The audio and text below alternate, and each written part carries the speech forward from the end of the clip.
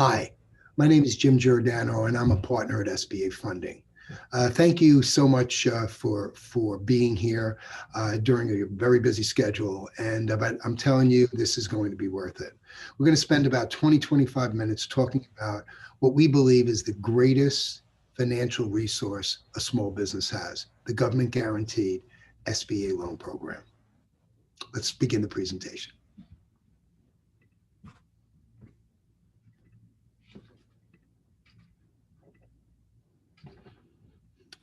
Next. Okay, I come from the financial industry, and we always had many mantras, but this was a big one. Borrow money when you do not need it. And when you do need the money, you either cannot get it or it is very expensive. Let's think about that. Let's think about January 7th, 2020. Did any of us have any idea that the whole world was going to shut down a mere 2 months later? It's absolutely incredible what's happened. And let me tell you, during December of 19, January 20, February 20, we did tens and tens of millions of dollars of SBA loans for businesses, obviously unknowing what was going to happen.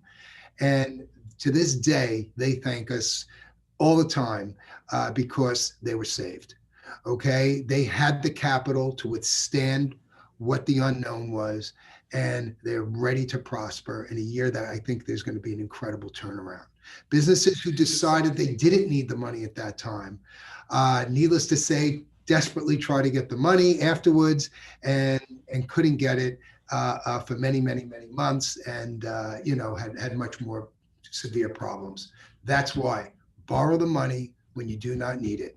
You never know when you will. So how are we going to use SBA? We're going to use it to protect, to grow, and to build our business. That is our obligation as a business owner: protect, grow, and build. So the typical financial ways a business gets financing is most popular, especially for businesses of our size, is bank debt.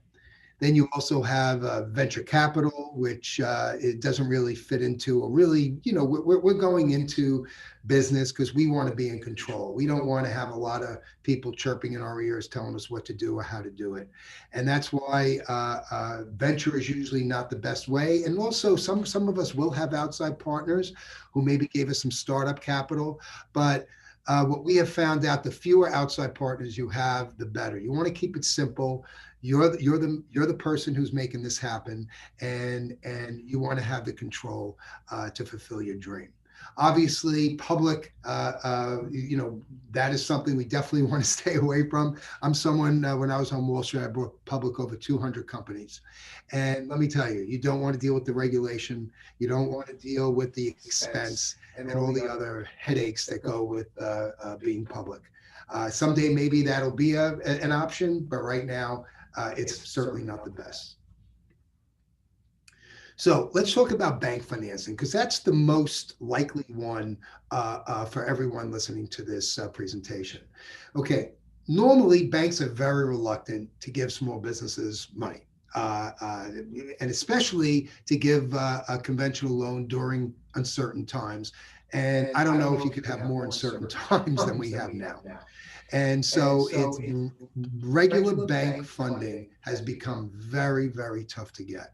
And also, if they do it, they dramatically increase your credit criteria. They want more capital down, they want a higher credit score, they make it very difficult. But most importantly, they put in something called covenants, which are terms, okay? And they make things very restrictive. So if you even turn your head the wrong way, obviously I'm exaggerating a little, but where they can come down and try to get more money or shut you down, this is all the things that banks can do when they are at 100% risk. So what does that mean? Banks will only finance stellar performers. Hey, if you're Apple Computer, you'll have, Apple, you'll have no problem getting a loan from a bank. But with businesses like ours, it's not that easy. And if they do lend to businesses like ours, it'll be usually less than what your financials can support. And again, they're going to impose a lot of onerous conditions. So what we want to talk about, as I said earlier, is the greatest solution for your long-term financing needs. We have to think ahead. So what's an SBA loan? Let's just give a very quick history. Back in 1953, President Eisenhower realized that small businesses are truly the growth engine of this country. Back then, it was like between around 50, 55%. Today, it's over 70, 75%. Okay, the small business, and all the government knows it, the politicians know it. It's not the Apples and the Facebooks and the Googles that drive this economy. It's you guys. Okay, you're the ones who drive this economy. And without you guys, and if you guys are hurt, it's going to hurt the whole country. And so that's why they started the SBA. And what they did, because banks are so reluctant to give loans to small businesses, the government said, hey, we'll guarantee 75% of the loan. And actually, right now, the government is guaranteeing up to 90% of the loan during this pandemic period, which makes the banks even more comfortable to give a loan. So think about it. If a friend of yours wanted to ask you for a loan of $100,000, you're completely at risk for the $100,000. You're going to probably think twice about doing it. But if someone said, hey, I'll give you a 90% guarantee, if they default, all you're out is $10,000, you'll probably be more likely to give that loan. And that's exactly what's happening here. The banks are feeling more protected, which is critical in this environment. So what are the SBA qualifications? Okay, call them the 4 C's. Character, collateral, cash flow, conditions. Let's talk about character, which really is among the most important. SBA likes to see a credit score of 700 or more. Okay, if it's a little below that, it's still possible. Below 650, almost impossible. Okay, but even in the 650 to 670 range, it makes it much more difficult. Over 700 is a big first positive step in getting an SBA. Obviously, they want to see a credit history of at least 2 to 3 years. They don't want they don't want to see lots of late payments or missed payments or things like that. They want people who have good credit character. Okay. Also, bankruptcy. If you had a bankruptcy in the past, it's going to be very difficult, almost impossible to get an SBA loan. The banks, even though it might be for good reason, the banks just get very nervous with any bankruptcies in your history. And obviously during this time, it would be even more difficult. Criminal activity, they'll want to know if there ever been an arrest. Obviously, as long as we get all the information up front, we can help. Obviously, if you were caught, robbing a bank and went to jail, it's probably not going to be you're probably not going to be a good candidate for an SBA. But other minor things is usually not something that would prevent it. But it's as long as we know about it up front. If there's any loss of unpayment, non-payment of loan or taxes, a government loan, a student loan, a former SBA loan, okay, or if you have a tax lien, that tax lien has to be satisfied before there's before you can qualify for an SBA. And if you did default on any sort of government-issued loan, it's virtually impossible to get an SBA. Okay, obviously they'll look for other things such as lawsuits and anything else that might be against you. That doesn't mean, it disqualifies you, but these are the kind of questions they'll be asking. Collateral, all right? What's important to SBA is really the most important type of collateral is real estate. Yes, cash, stocks, bonds are all great, but the SBA likes real estate because, as they say, it doesn't have legs. Okay, so if you have a home, if you have other buildings or other, investment properties, they will be asked to be collateralized up to the amount of the loan. So collateral is incredibly important, especially for 350 and above. And by the way, that's what we do. You can get an SBA, from what I understand, as low as 50,000. Our minimum is 350, and obviously the maximum is 14 million. So anything 350 and above, collateral is usually required. Cash flow. Is there enough money to service the debt that you're taking on. Must have a positive cash flow. Okay, so what does that mean? That means they want to see a business that's profitable. If your business isn't profitable yet, it's going to be very difficult to get an SBA unless you have enormous collateral to back it up. It will be difficult to get an SBA. So, also they like to look at your business, how it's responding to economic conditions. They like to see a trend upward. Okay, if you're very erratic, up one year, down another. Now, you look at 20, a lot of people are down a bit. That's understandable. We all know that's a good condition. But there are also people who have stayed pretty even or have gone up a bit. And that is really important because it shows even during a very tough period, the business was able to weather it and still survive and still do pretty well. And obviously that comes into conditions with what we're dealing with now, and how have you handled the conditions of this economic environment. Okay, so let's look at the loan terms. I mentioned we can do from 350,000 to 14 million. Okay, now everyone always asks about what's the rate? What's the rate? Okay, the rate is determined, and this is government mandated rate. It's prime rate plus 2.75 for a working capital loan.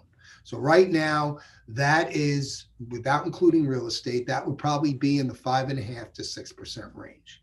Okay, now let me tell you what the beauty of this is. All right, is that you're getting a working capital loan. It will have a 10-year term. See, what the most important thing, and honestly, I did a lot on Wall Street in equity, not debt. And I didn't know this either, how important, it's not about rate, it's about the terms, the covenants, the bank calls them. What are the restrictions they're going to put on you? What are the demands are they going to put on you? Okay, let's talk about SBA. All right, you can get a working capital loan for 10 years. Let me tell you, you could never get a bank out there to give you a conventional working capital loan for 10 years. You'll get 2, 3, if you're lucky, 4 or 5, but never 10. And what does 10 do? That spreads out, that doubles the amount of time or more, and that gives you lesser payments, monthly payments to pay. And the other great thing about an SBA is if you end up not needing it, your business is doing really well, you can pay it off anytime. No interest, no fees, no penalties, no nothing.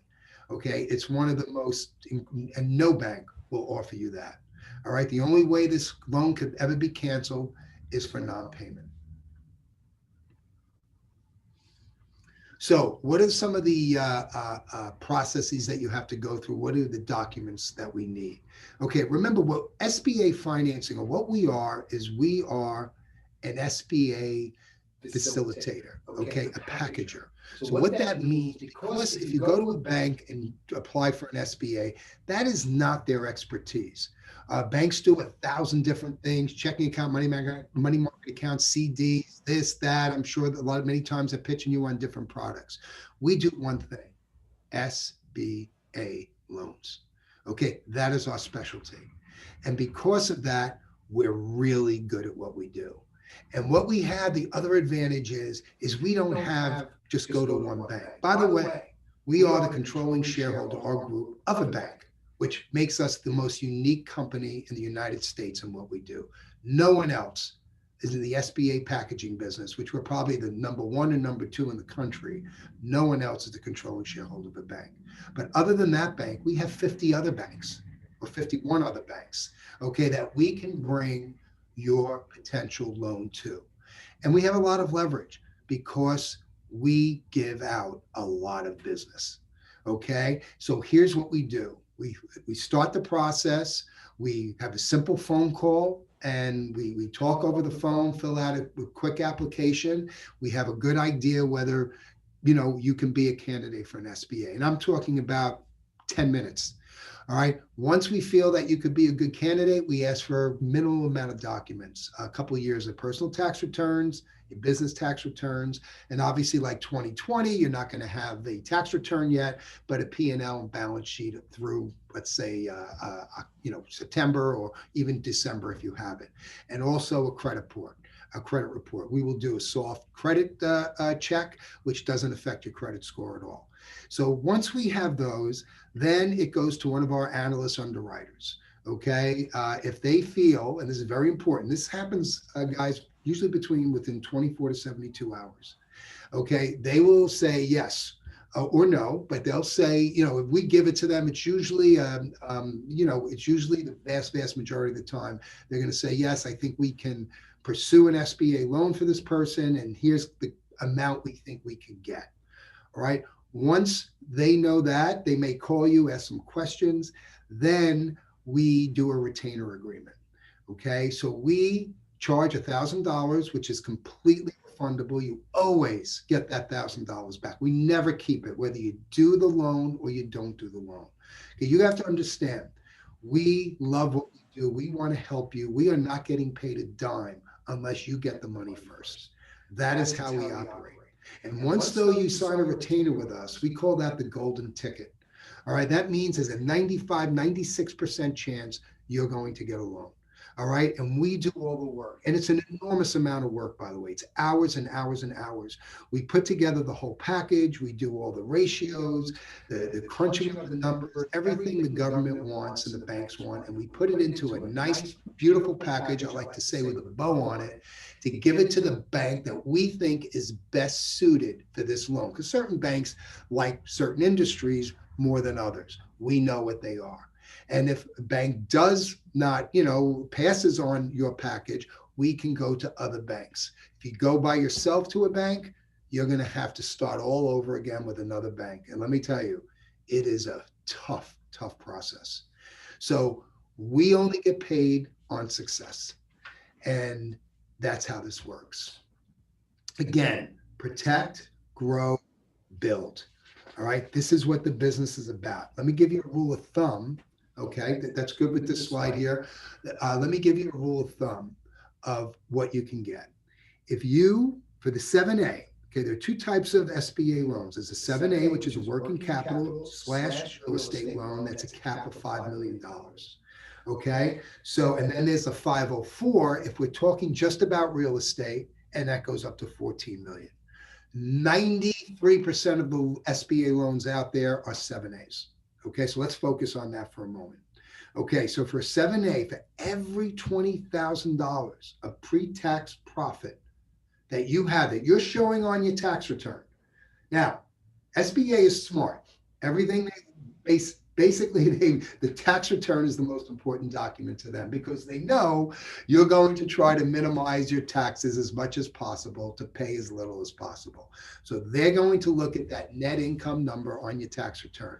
And that's what they're going to base on. So let's say if that net income number is 100,000, you will be, and this is a rough rule of thumb, okay, nothing, exact. You will be eligible for $500,000 of an SBA loan. Okay, obviously, if $500,000 in your net income, $2.5 million of an SBA loan.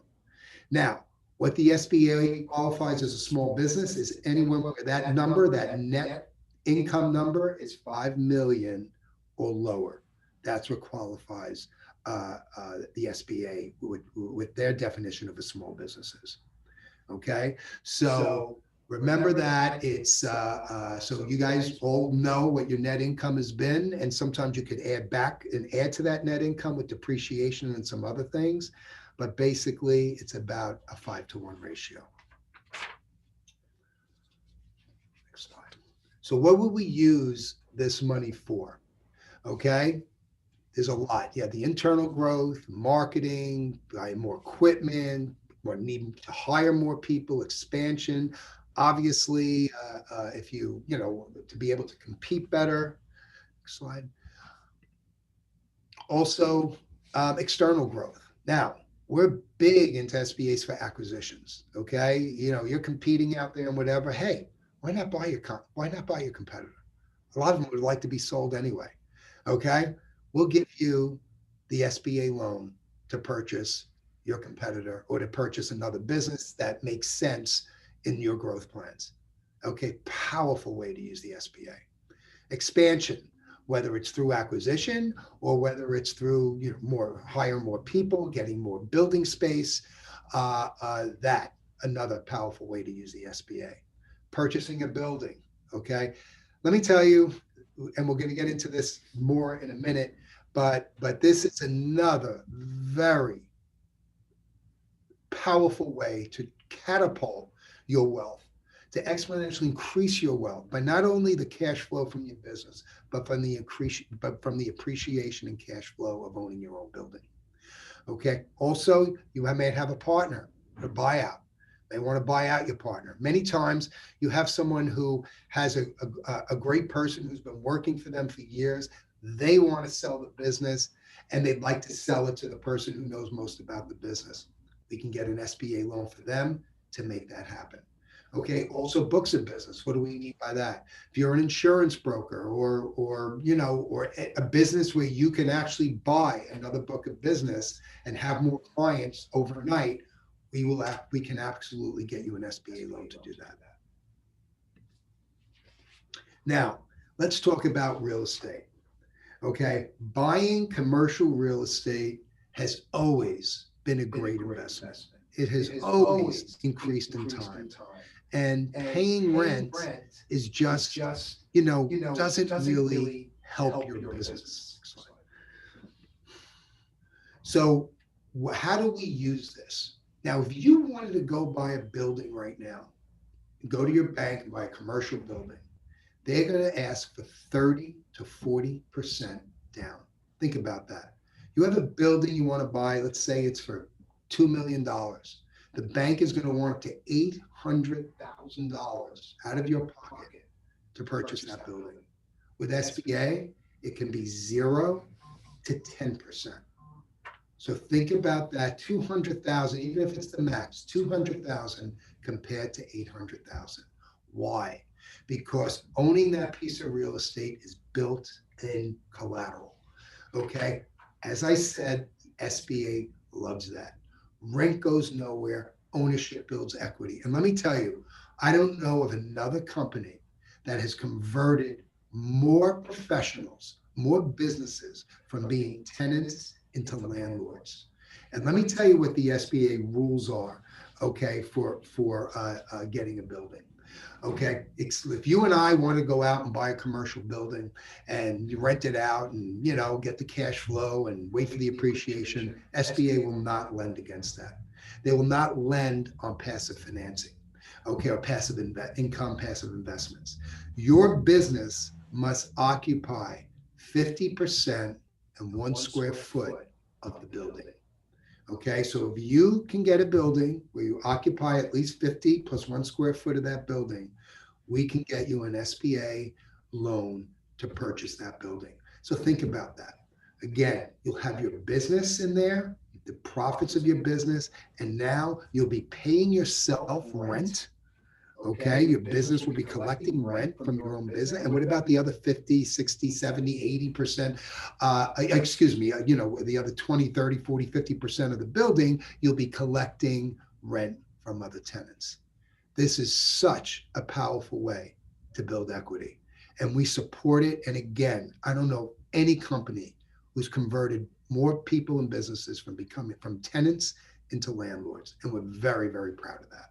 And on top of it, we can get you additional working capital with the building purchase. And again, that depends on your financing, your finances, and the cash flow of your business. So we can do both, and it's very powerful and really helps to grow your business significantly in a shorter period of time. So prior proper planning prevents poor performance, another mantra. And those people who did the proper planning last year, in the beginning of the year, the end of 19, they were saved, okay? And we really don't know what's going to happen down the road. And even if you really feel you don't need the money right now, okay, it's good. The SBA is perfect because, first of all, it's always good to have that protection. You never know when an opportunity could come up. when a company could be available, competitor would wants to sell, and or another different type of opportunity, and you'll be able to act quickly on it because you'll have the cash ready to go compared to other people who might have to wait for financing and whatever. Okay, this is, and let's just say you don't need it down the road, 6 months, 12 months, 24 months. Guess what? You could send it back to the SBA, no penalties whatsoever. Think ahead. Now, let's talk a little bit about the PPP. All right. The SBA law has been signed. The SBA has not issued official guidance yet. Okay. They haven't even issued the application. All right. But you can apply for the second round of PPP. Here's what I'd like you to do. You see this barcode. Why don't you put your cameras, go to photo mode, camera mode, and just have the camera touch that, scan that, and you'll be going right to a landing page, which will be the application to start the PPP. Okay, we have partnered with a servicer who is going to be taking care of this and who has done, I think, well over $1 billion of the last PPP. They're great, they're efficient, and we just want to make sure all our people are taken care of. And so just put your camera on that and you'll go right to the landing page. But let's just talk about eligibility real quick. All right, eligible businesses, as you can see, must have fewer than 300 employees, and they have sustained a revenue loss of 25% in one quarter of 2020 compared to the same quarter of 2019. So if it was the second quarter of 2020, you have to compare it to the second quarter of 2019. Okay, very simple. And then the amount that you'll get is 2.5 times of your average monthly payroll. If you're a restaurant or a hotel, the number is 3.5 times. Okay, because you guys have been hit the hardest, and we want to help you out the most. All right, and if you use the full amount of your first PPP loan, you have to. That's the other thing. If you have a PPP already, you would have had to use the full amount before applying for the second. So we're going to do a Q&A right now. But before you do, I just want you all to know, we here at SBA Funding, we truly love what we do. My partner, and actually was the CEO of the firm, Steve Rabinovici. We both come from similar areas of Wall Street where we were always involved with the smaller companies, the small caps, the mid caps. I mean, today, and even back then, that was still raising, 10, 20, 40, 50 million. Today, it's usually a minimum of 40 or 50 million. So that obviously is not what you guys need. Okay, but we love helping out small companies. We love helping fulfill dreams. We love to do anything we can to get you going. And please understand, with SBA, you have one of the greatest vehicles to make that happen. So let's start our Q&A.